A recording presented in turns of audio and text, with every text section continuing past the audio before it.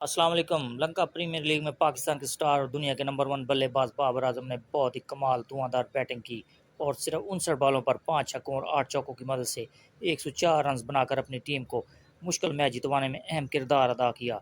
Lanka premiere league में आज gall gladiator और कोलंबो स्टार के दरमियान खेले गए मैच में ग्लेडिएटर ने पहले खेलते हुए 3 विकेटों के नुकसान पर 188 रन बनाए। जवाब में कोलंबो स्टार ने बाबर आजम और निशंका की ओपनिंग जोड़ी में 100 रन की पार्टनरशिप लगाकर मैच को आसान बना दिया, जिसमें बाबर आजम के 104 रन नुमाया है। इसके 20वें ओवर में जब बाबर आजम आउट हुए तो टीम एक बार फिर मुश्किलात का शिकार हो गई। तब मोहम्मद नवाज आए और उन्होंने आकर अपनी पहली बॉल पर कवर पर छक्का लगाकर टीम को मुश्किलात से निकाला और मैच की 5वीं बॉल पर डीप मिड-ऑन पर चौका लगाकर टीम को फतह दिलवाने में अहम किरदार अदा किया।